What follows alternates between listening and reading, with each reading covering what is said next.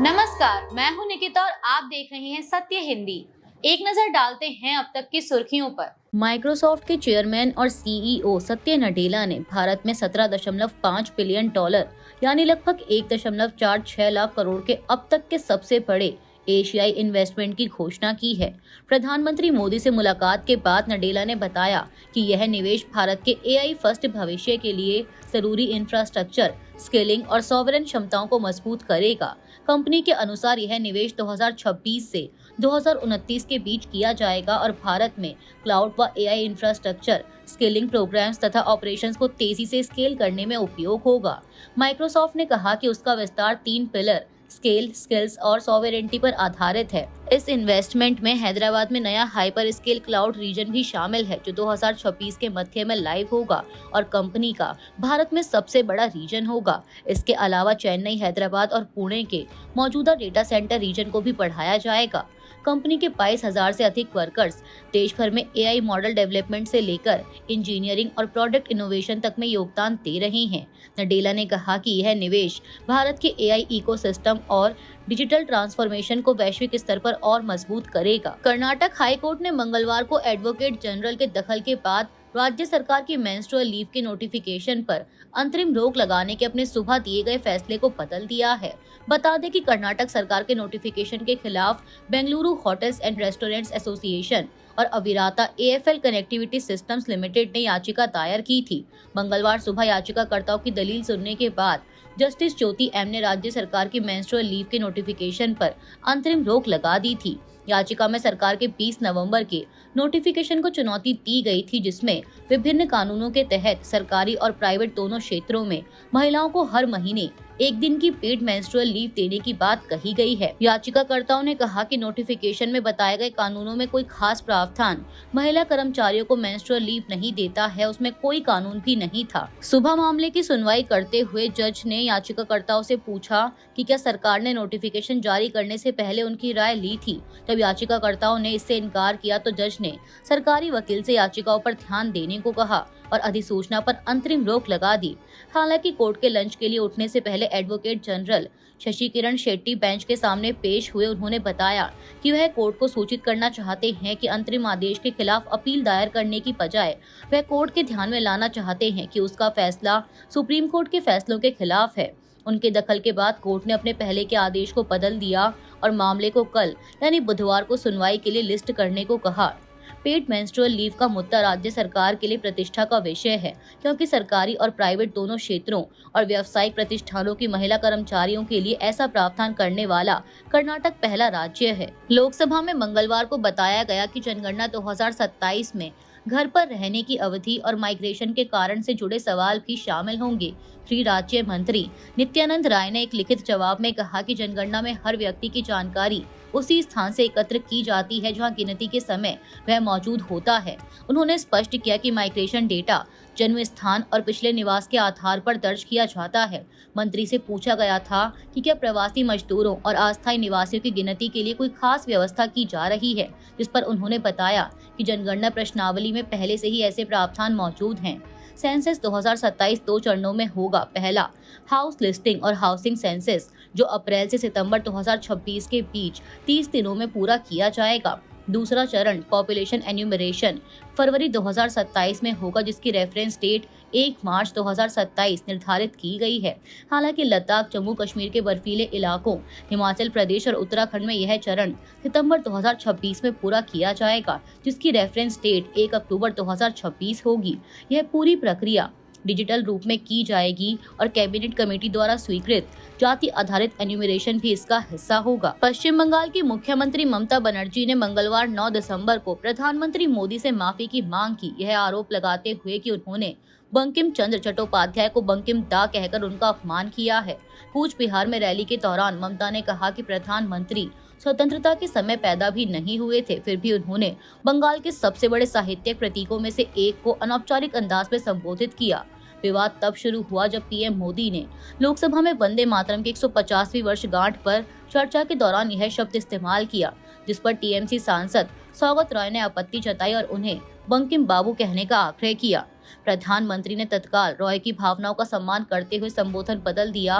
वहीं ममता बनर्जी ने बीजेपी पर भी निशाना साधा और आरोप लगाया कि पार्टी अगर सत्ता में आई तो बंगाल की संस्कृति, भाषा और विरासत को कमजोर कर देगी।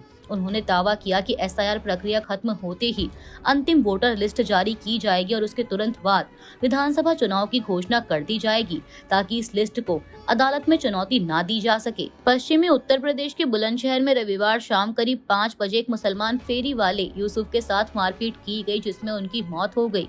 मृतक की पत्नी शकीला ने पुलिस को शिकायत दी कि उनके पति के साथ 2-3 अज्ञात लोगों ने मारपीट की। पुलिस ने मौके पर पहुंचकर घायल यूसुफ को तुरंत अस्पताल भेजा। बाद में उन्हें अलीगढ़ मेडिकल कॉलेज रेफर किया गया, जहां इलाज के दौरान उनकी मौत हो गई। पुलिस अधीक्षक तेजवीर सिंह ने बताया कि इस मामले में 2 स्थानीय हिंदू युवक भारत और राजेंद्र वर्मा को गिरफ्तार किया गया है। घटना बुलंदशहर के टिपाई थाना क्षेत्र के भीमपुर गांव के पास हुई। यूसुफ छतारी थाना क्षेत्र के बंजारा नंगला गांव के रहने वाले थे और फेरी लगाकर आर्टिफिशियल ज्वेलरी बेचते थे। शकीला ने कहा कि उन्हें नहीं पता कि उनके पति को क्यों मारा गया। पुलिस ने बताया कि मौत के बाद हत्या का मुकदमा दर्ज किया गया है और घटना की जांच जारी है। लोकसभा में वित्त राज्य मंत्री पंकज चौधरी ने मंगलवार को बताया कि सरकारी बैंकों ने पिछले 5.5 साल में कुल 6,15,647 करोड़ रुपए के खराब कर्ज को अपने खातों से राइट ऑफ किया है। यह कदम बैंकों की बैलेंस शीट को साफ करने और वित्तीय स्थिति मजबूत दिखाने के लिए उठाया गया, न कि कर्ज माफ करने के लिए। राइट ऑफ का मतलब है कि बैंक अब इसे संपत्ति के रूप में नहीं दिखाते, लेकिन कानूनी वसूली प्रक्रिया जारी रह सकती है।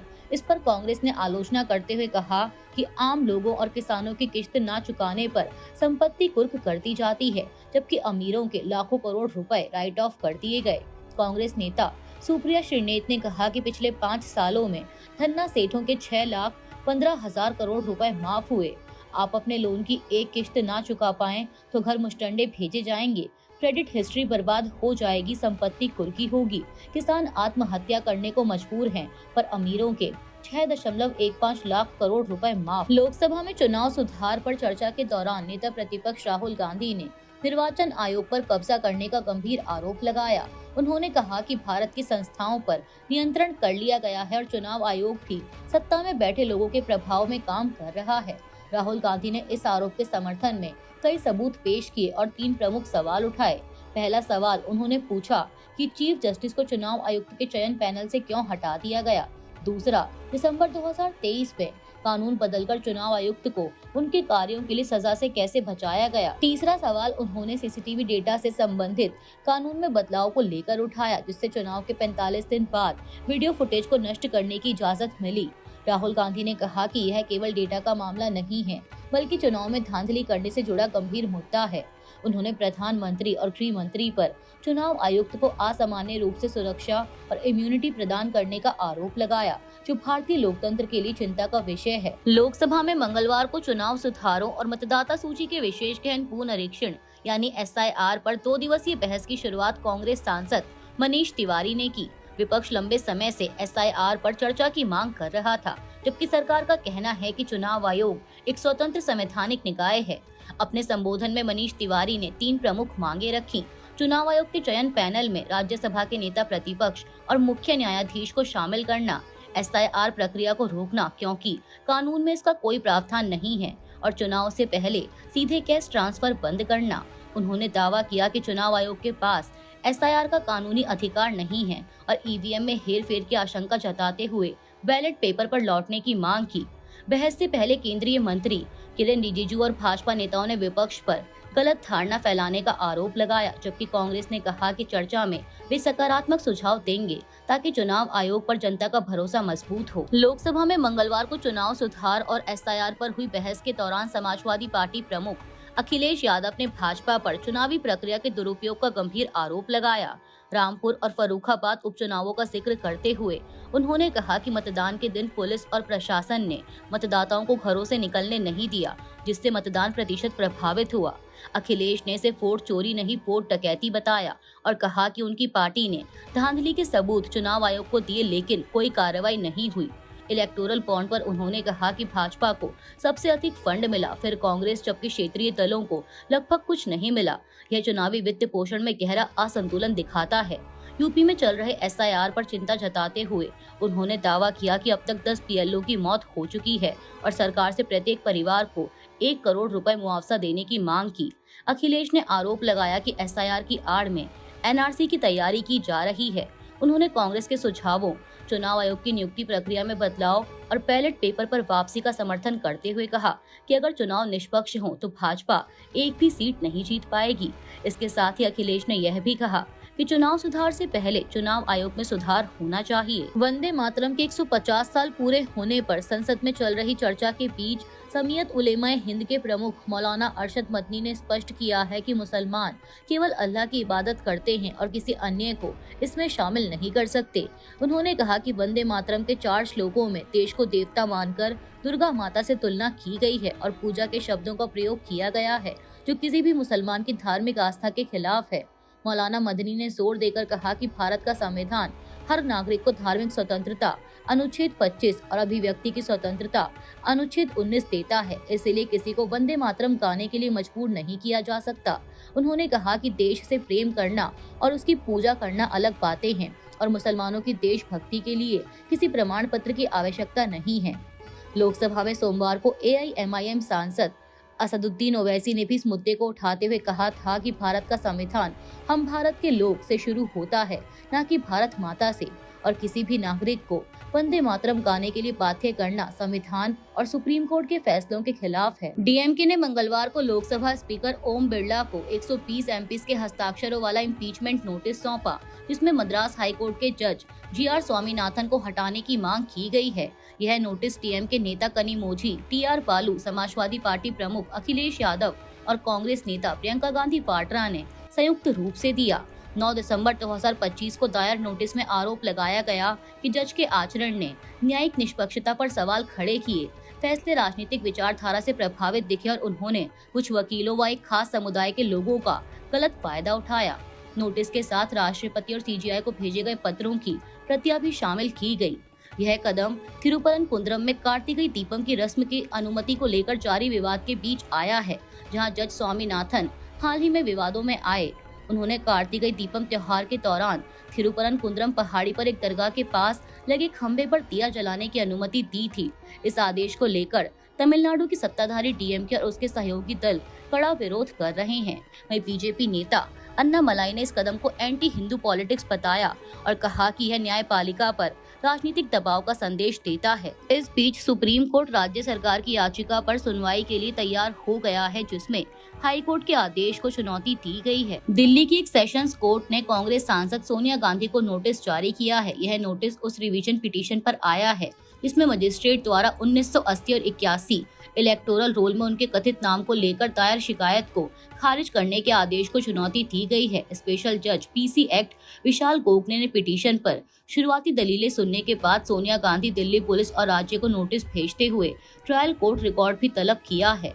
अगली सुनवाई 6 जनवरी को होगी। मीडिया रिपोर्ट्स के मुताबिक शिकायतकर्ता विकास त्रिपाठी का आरोप है कि जनवरी 1980 में सोनिया गांधी का नाम नई दिल्ली विधानसभा क्षेत्र की वोटर लिस्ट में शामिल किया गया, जबकि वह तब भारतीय नागरिक नहीं थी। उनका दावा है कि यह एंट्री अवैध थी और पुलिस जांच की आवश्यकता है। हालांकि पिछली अदालत ने याचिका को यह कहते हुए खारिज कर दिया था कि धारा 175(4) के तहत जांच का आधार नहीं मिलता। शिकायतकर्ता के वकील पवन नारंग ने यह भी कहा कि 1982 में सोनिया गांधी का नाम लिस्ट से हटाया गया और 1983 में भारतीय नागरिकता लेने के बाद दोबारा जोड़ा गया, जो संदेह पैदा करता है। सेशंस कोर्ट अब जांच करेगा कि मजिस्ट्रेट का आदेश सही था या नहीं और क्या आगे जांच की जरूरत है। बता दें कि सेशंस कोर्ट का नोटिस 9 दिसंबर को दिया गया है और आज ही सोनिया गांधी का 79वां जन्मदिन भी है। प्रधानमंत्री नरेंद्र मोदी ने भी एक्स पर उन्हें बधाई दी। पीएम मोदी ने लिखा कि सोनिया गांधी जी को जन्मदिन की बधाई, उनकी लंबी उम्र और अच्छी सेहत हो। सुप्रीम कोर्ट ने मंगलवार को गंभीर चिंता जताई है कि राज्यों, खासकर पश्चिम बंगाल में एसआईआर की प्रक्रिया में बाधा डाली जा रही है और बूथ लेवल अफसरों यानी पीएलओ को धमकाया जा रहा है। कोर्ट ने कहा कि कुछ राज्य प्रशासन सहयोग नहीं कर रहे, जो बेहद चिंताजनक है। अदालत ने चुनाव आयोग को निर्देश दिया कि अगर किसी पीएलओ को धमकी मिले या काम में रुकावट आए तो उसकी जानकारी तुरंत कोर्ट को दे। बेंच ने साफ कहा कि अगर यह स्थिति नहीं रोकी गई तो अराजकता फैल सकती है। सुनवाई के दौरान चुनाव आयोग ने बताया कि अगर रुकावटें जारी रहीं तो उन्हें कर्मचारियों की सुरक्षा के लिए पुलिस बल की नियुक्ति करनी पड़ेगी। इलेक्शन कमीशन ऑफ इंडिया ने कहा कि उसके पास ऐसे मामलों से निपटने के लिए पूरा संवैधानिक अधिकार मौजूद है और एसआईआर प्रक्रिया को किसी भी हालत में बाधित नहीं होने दिया जाएगा। अभी के लिए इतना ही। बाकी की देश दुनिया की बड़ी खबरों के लिए जुड़े रहिए सत्य हिंदी के साथ। Copyright disclaimer under Section 107 of the Copyright Act 1976. Allowance is made for fair use for purposes such as criticism, comment, news reporting, scholarship, and research. Fair use is a use permitted by copyright statute that might otherwise be infringing.